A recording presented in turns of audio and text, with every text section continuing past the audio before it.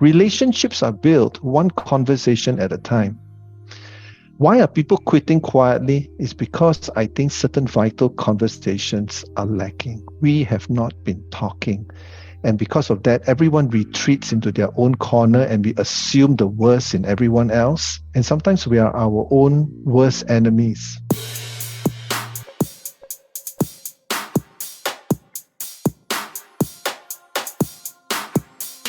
Welcome back to the Restore podcast with myself, Eoin Walker. In this episode, I've termed it Rediscovering Your Passion with Joseph Tan. So what I want to do is really drill into some fundamental leadership principles, but also really look at defining the problem of people that navigate away from their passion.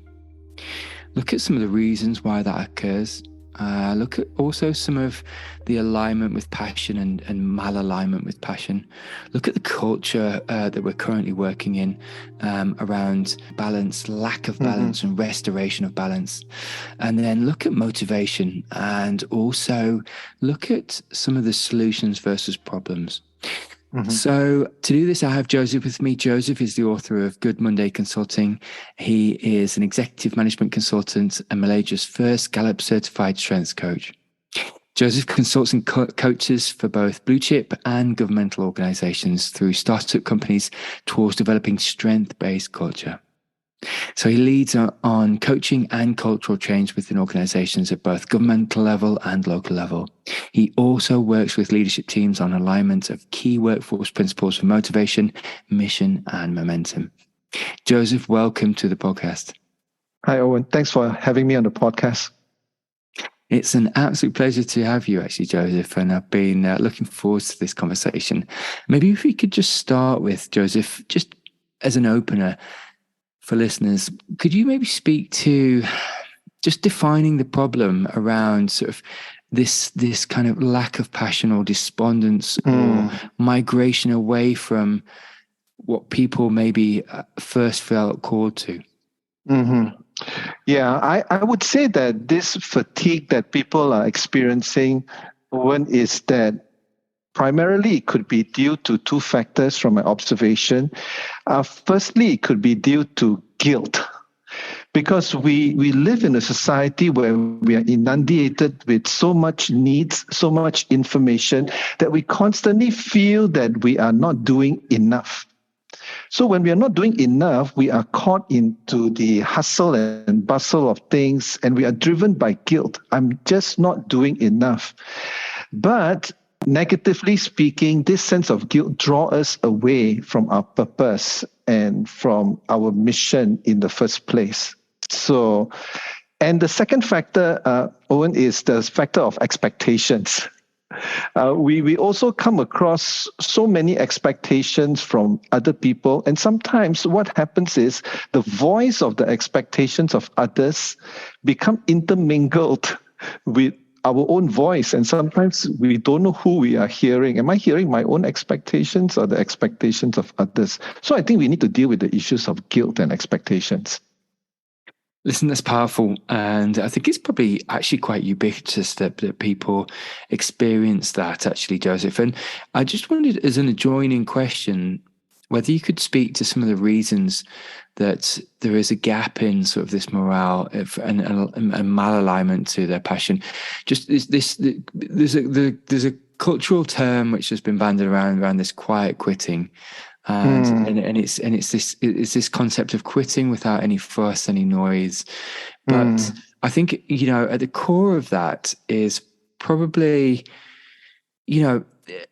not being heard, or indeed not being there's not necessarily, because if people are quiet quitting, there's a fundamental reason which isn't being explored. Could you speak? Have you heard of the term? And indeed, could you maybe speak to the term or the concept? Yeah, I think quiet quitting comes about because we have forgotten about something quite fundamental. We have forgotten about the importance of not just competency and skills for the job, but also motivation. Because when motivation is lacking, people become discouraged.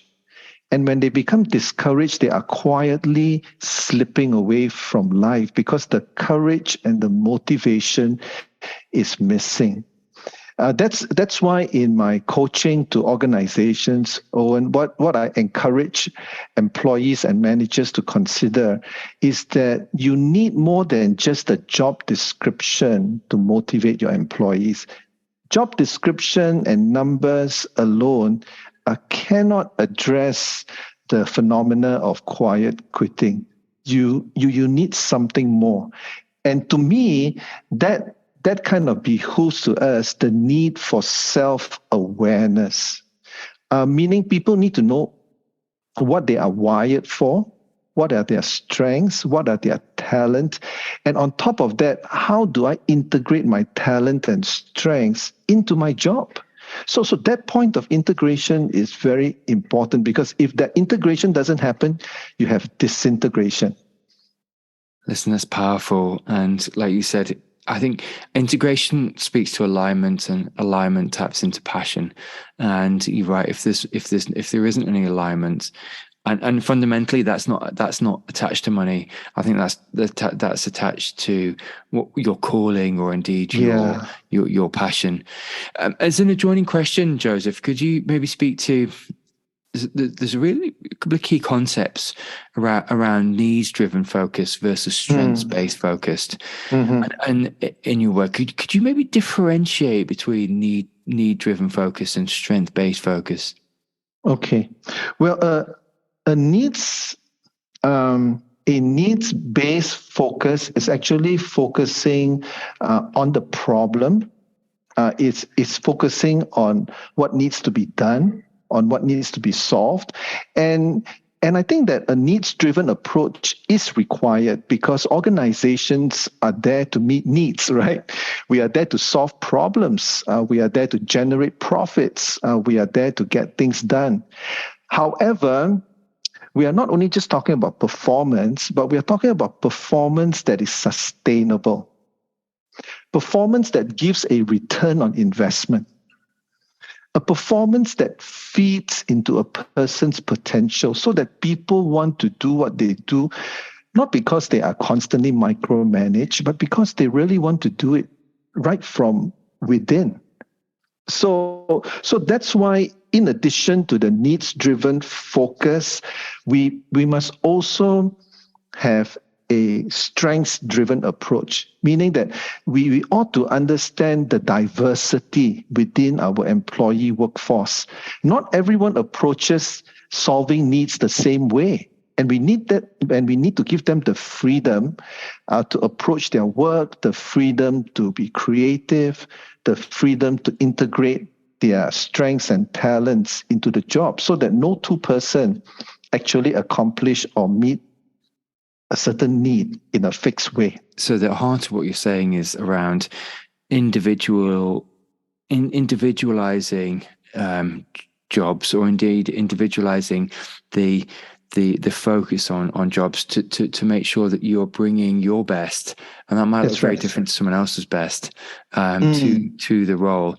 Because and I really believe in this, because I actually think that fundamentally, even at an education level for children, every child is an absolute genius in their own right. You've just got to tap into that genius. Exactly. You've got to speak to that genius. You've got to draw that genius out of the child, and that translates through to adulthood, I think. And to your point, how you speak that language of true individual centric affirmation to bring the best out of that person. And it quite nicely leads me to my next question, because I'm a big believer in somatic intelligence. And as I'm sure you're aware, somatic intelligence really is that kind of whole body yes. So it's that gut feeling, it's that gestalt, so the whole body sort of feeling as you're going into something, or indeed as you've been in something for a while. Could you maybe speak to what alignment with passion should look and feel like, Joseph, because I only ask this because people can, and I can, migrate so far away from alignment with passion that you can almost forget what it feels like. Yeah. Well, we must be careful to not. We must be careful to differentiate between what is passion and what is purpose, because passion is actually the byproduct of purpose.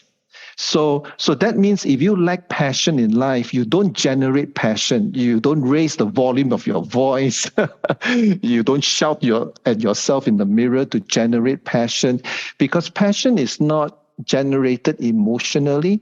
Passion is a byproduct of clarity, meaning that I'm clear about my purpose in life. And purpose in life actually comes about when we realize the intersection of two crossroads in our life. One, as you have mentioned earlier, is needs. We must recognize what are the needs that are around me, right? Secondly, I also need to find out and to discover what brings me joy.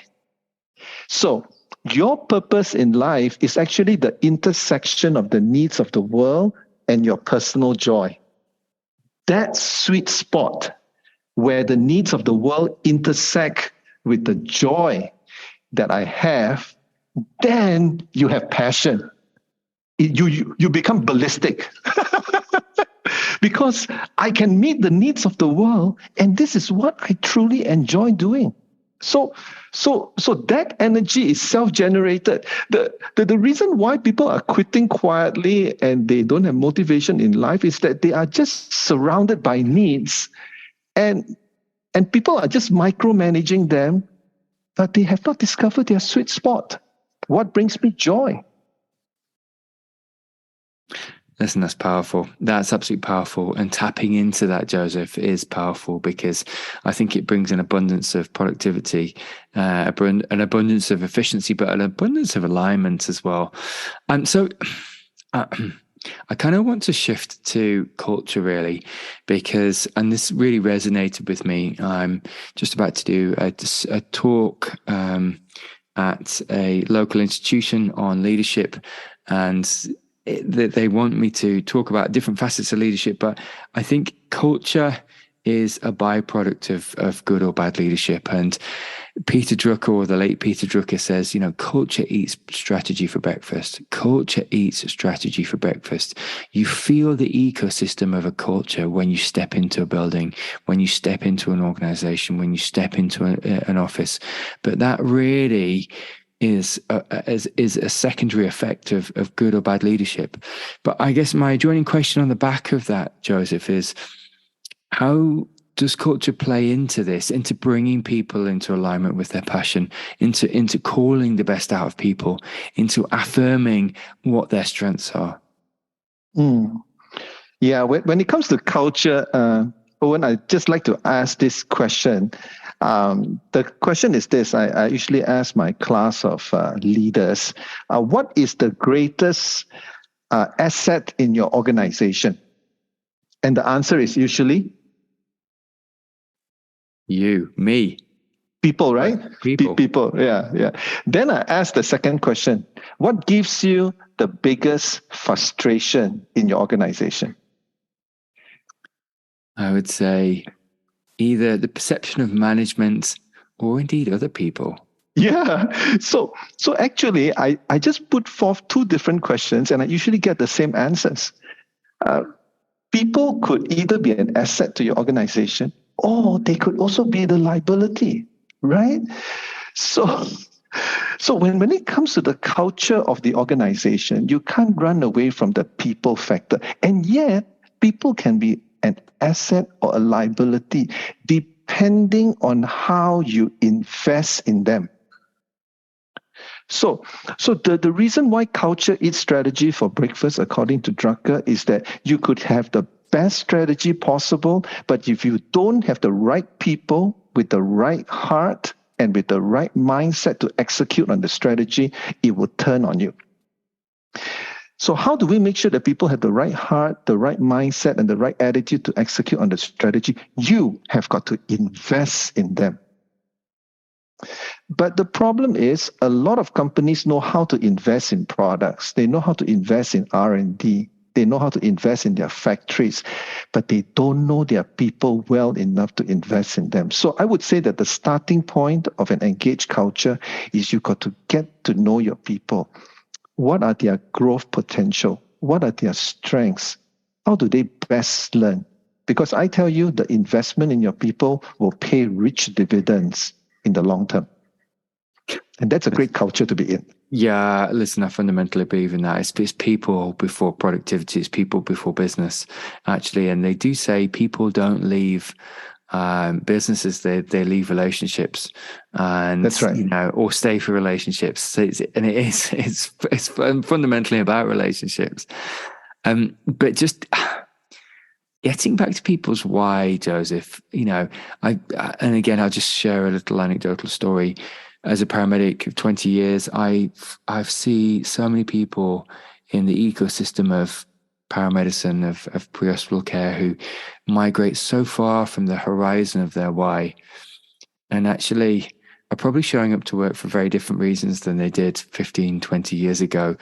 And it's probably not paying them dividends anymore to be in that role, because it's chewing them up. They're showing up for the wage, and fundamentally in a vocational role where you don't join for the wage, but they're showing up for the wage. And I see how people can get there. I do see how people can get there.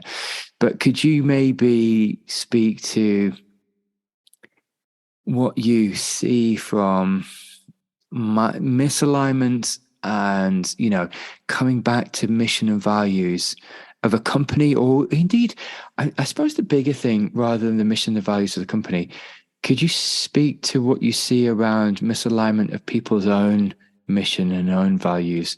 I've seen it in the workplace where they're so far removed from the horizon of their own why. Could you speak to what you've seen and how you navigate people back to that place?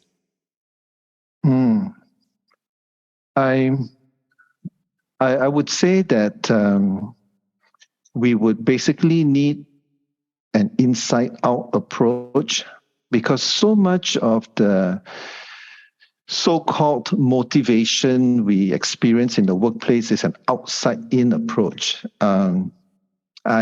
I used to comment that management love to use the 4 magic words to get alignment to performance. And the 4 magic words usually are do it or else. So true, so true. Do it or else, right? But then I will follow up by saying, if you depend on numbers to drive for alignment, in the long term, numbers numb. It just numb.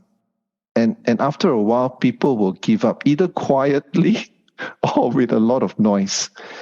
So coming back to getting that sense of personal alignment, I think what we first need to do as an individual, all right, is not to wait for things to happen. Many employees that I speak to, they will fold their hands and say that, Joseph, I'm waiting for my boss to change. I'm waiting for him to give me the raise. I'm waiting for him to quit. But the thing is that is not ownership. That is just throwing your fate to the winds. So what does it mean to take ownership? To take ownership is, first of all, you must, again, I come back to this point, you must know yourself. Because no one knows you better than you do. And here is the truth of the matter. Your boss will never look out for you personally. You have got to look out for yourself, right? So then, the ownership is on you to find clarity on what are my strengths. What am I good at? What are my talents? What do I enjoy doing? That's the first step. The second step, after you have gained clarity on your personal strengths, talents, and motivation, is to find out ways on how to integrate this into your current job. And then take the initiative to talk to your boss about it. Hey, boss, I've been taking a look at my job description and I realized that I am so motivated to have more client-facing environment. Could I just make some suggestions to modify my job description a little bit so I take on slightly more client-facing projects rather than number crunching tasks?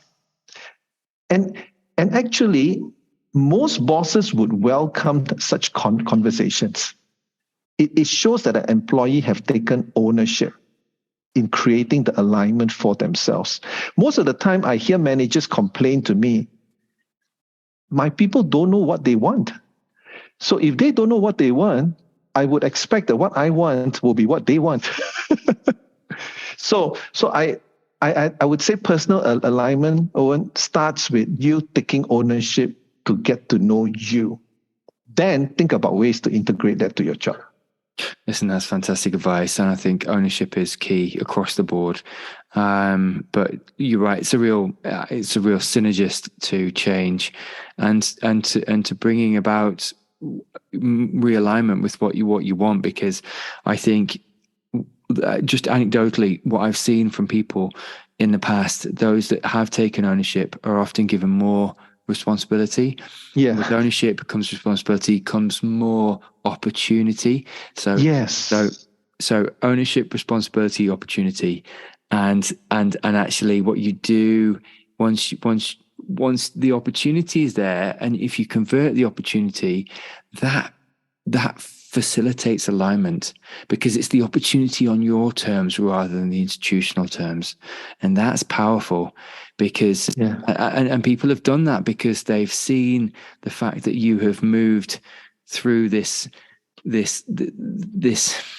portal of ownership in something you're probably not aligned to, but are fully invested, and then comes responsibility, and then comes the chance to own and indeed shape your future. So I think that's what you're saying there is absolutely key, Joseph. And I guess it steers me into this next question around why it's important from an institutional perspective to be explicit and clear about where you're heading, sort of as an organization, and sort of the expected behaviors and values to get there. And the real heart of the question really is, why is it prudent to be overt rather than covert, and explicit rather than implicit? I would say that, Owen, in terms of the organization, we need to be very overt in terms of casting the vision, right? It is like going into war. The general needs to be very overt as to who the enemy is, right? You cannot talk in hidden metaphorical language as to who our enemy is and why are we in this battle, right? So as far as the battle is concerned, our mission, what we are supposed to achieve, you must over-communicate, right? You must over-communicate as far as the vision is concerned. Now, once the vision is clear, now that is the directional part, right? Once the directional part is clear, you must also allow for the diversity to take over,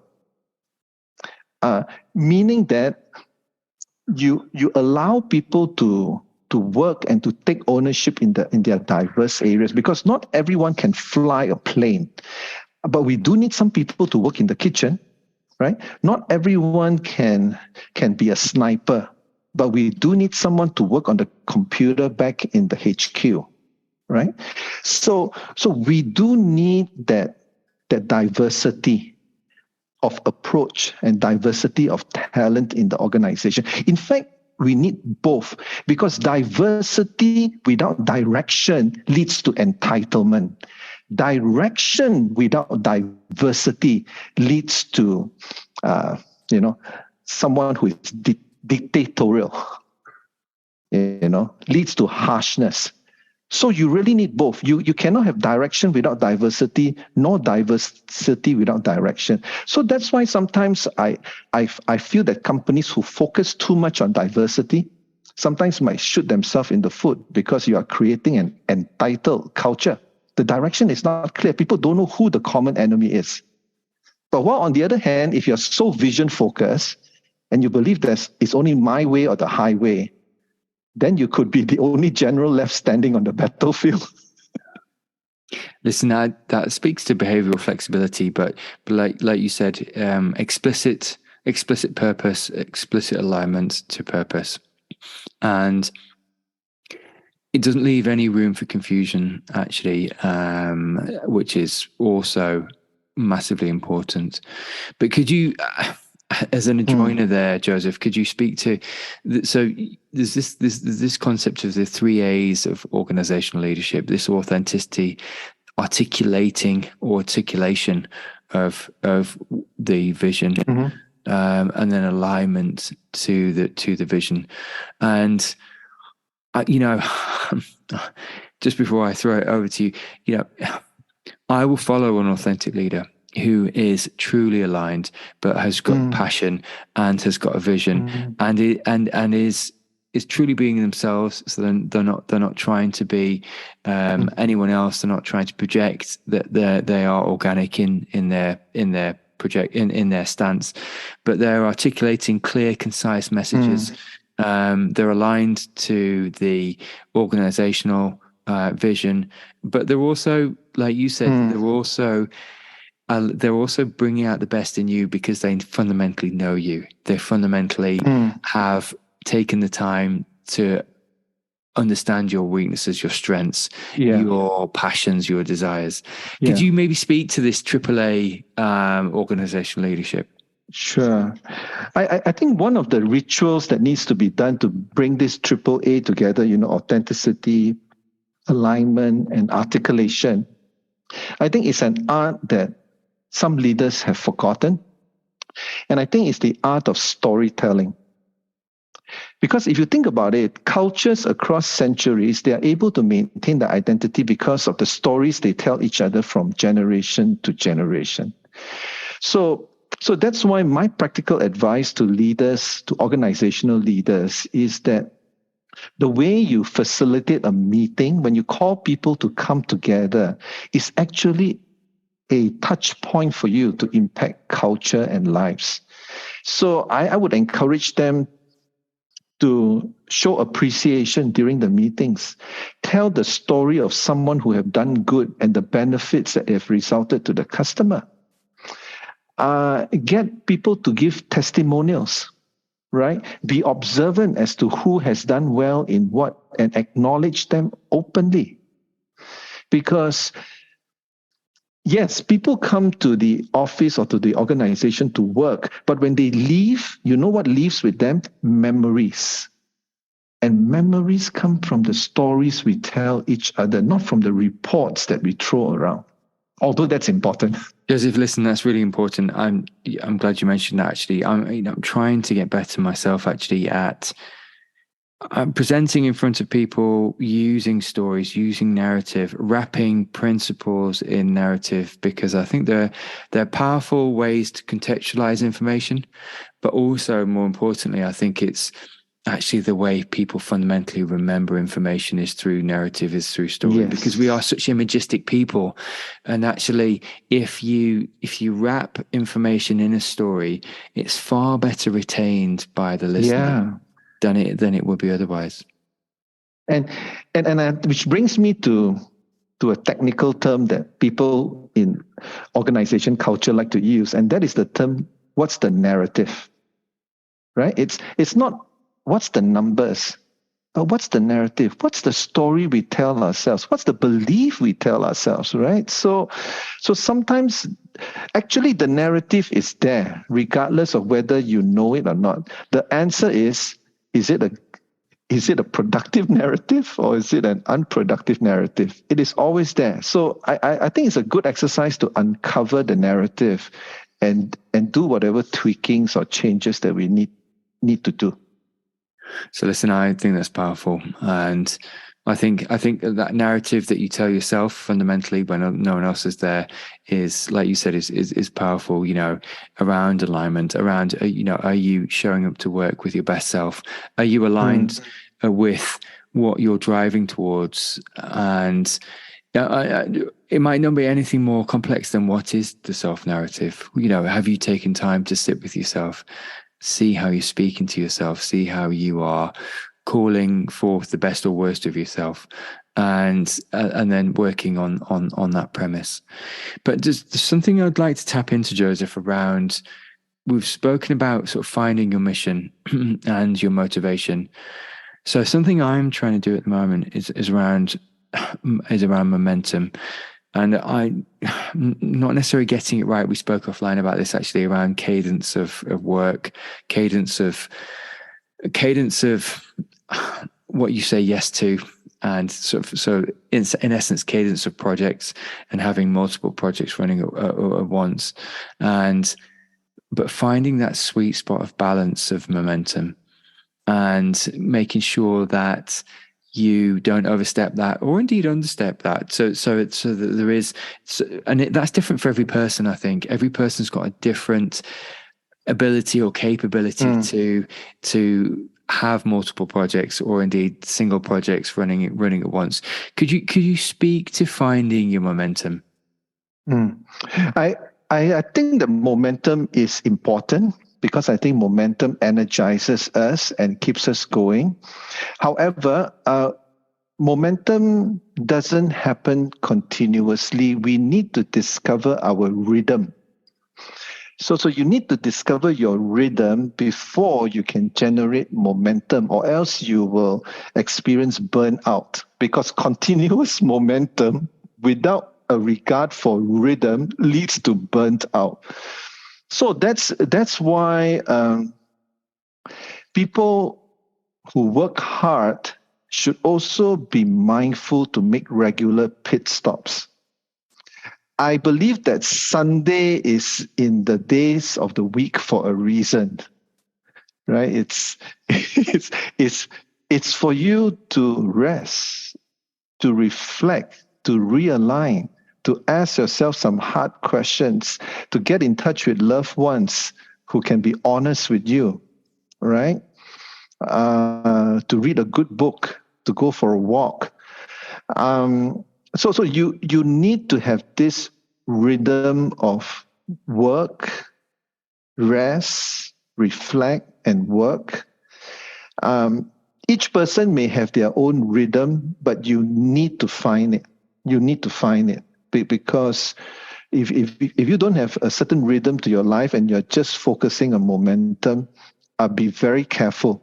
Burnout and quiet quitting could be just around the corner.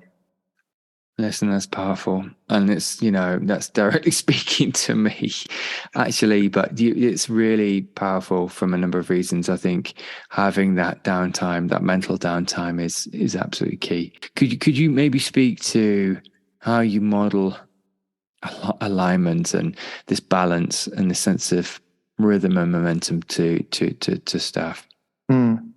I do agree with you, Owen, that actions speak louder than words. However, I'd like to take this a step further. It's not just only about action, but we need consistent actions that are consistent with each other, because what I do today must line up with what I did yesterday and what I do tomorrow, right?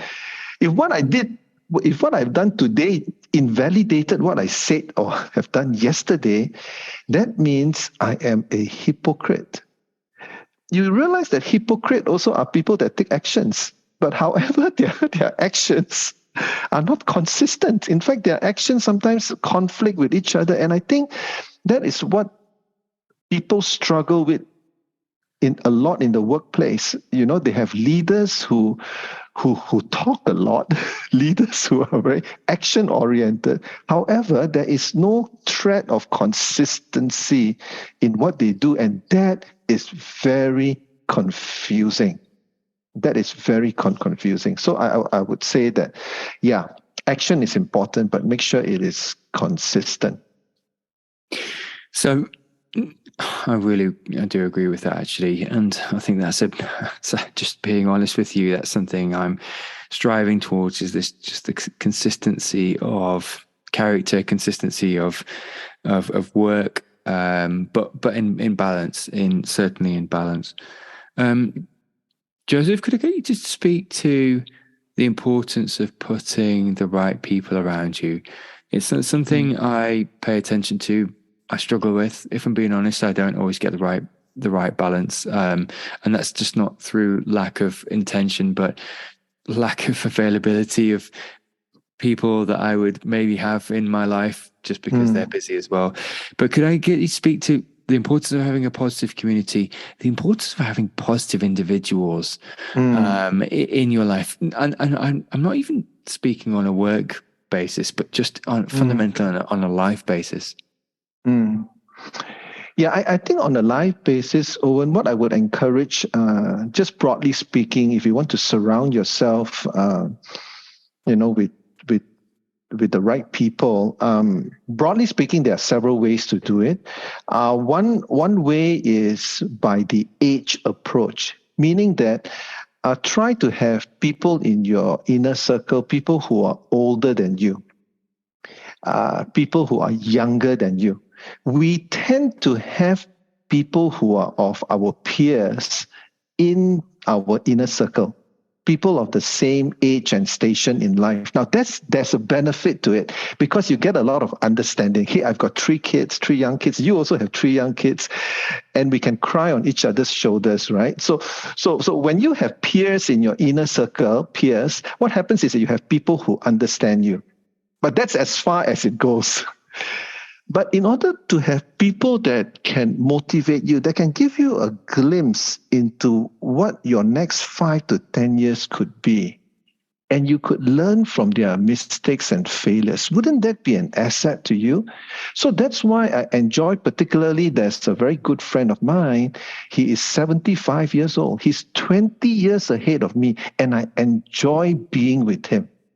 When I grow up, I want to be like him, right? So him having that 20 years head start ahead of me, wow, that's a treasure that I could tap on when I'm with him. So I've got people who are 75 years old, 65 years old, people who are 1 to 2 decades ahead of me. Now that keeps that continuously inspires me. Now, at the same time, I also like to have people in my inner circle that's younger than me, right? And knowing that they are younger than me keeps me on my toes, because I would like to model for them what a significant life is. I would like to be a listening ear. I would like to be able to give my 2 cents worth if possible. And sometimes interacting with younger people keeps me in touch with what's going on out there as well.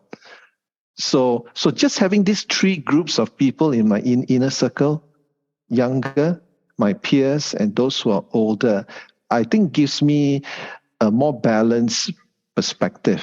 And I'm not skewed to either end in that sense. So listen, I fundamentally agree with that, Joseph. I think there's a real reciprocity to received wisdom from other people who have been there, who've done it, who've lived your element or season of life, albeit 15, 20 years ago. But there's an element of giving back to a younger generation where you've been there. And you spoke to it before about this balance and actually being a conduit, almost being a vessel.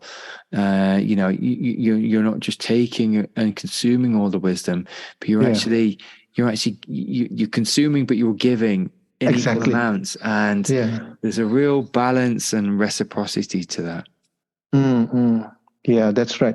Do realize also, I think, particularly people like yourself who's constantly giving, and advising and consulting, that you need to feed yourself as well. You need to keep yourself fresh. So don't be, don't shortchange yourself in in a way. Try to put yourself into situations where you could be at the receiving end too. You don't always need to give. I think it's powerful, and absolutely so, Joseph. I think that's and again, that speaks to balance. I think the enduring theme throughout this whole conversation is a sense of balance, but again, realignment to passion and to your calling. Joseph, as we just finish off, actually, I've probably taken more from this conversation than I have many others actually in the past, and looking at a number of aspects throughout the conversation.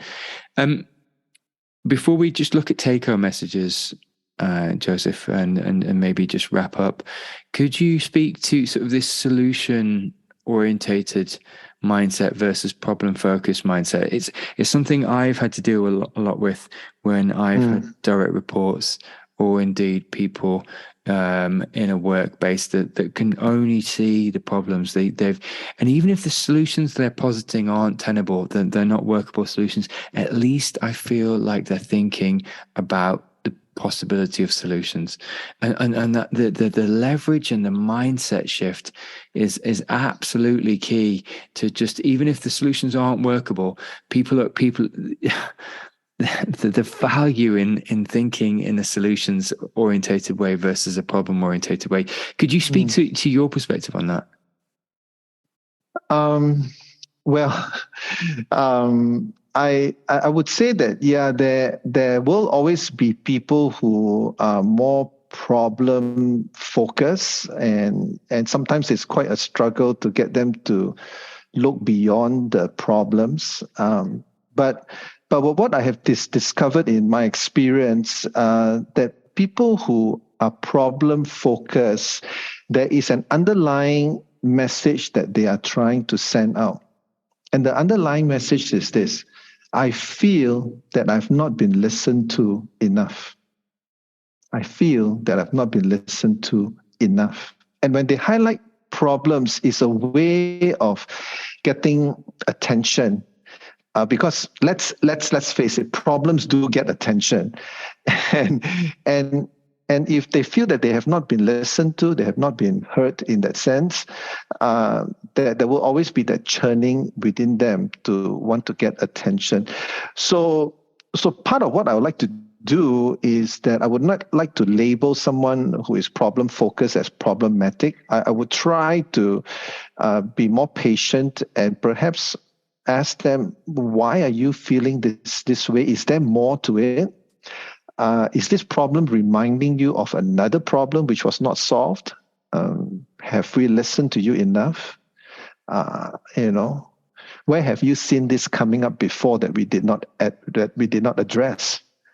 So hopefully with this type of more listening approach, that can help to moderate on the problem, focused behaviors that we are seeing. Yeah. That's a great tool. On the other hand, people who are sometimes too solution focused, it could also be a problem as well. They might be too quick to jump into something without considering all factors. So I think at both sides of the scale, we need to be mindful.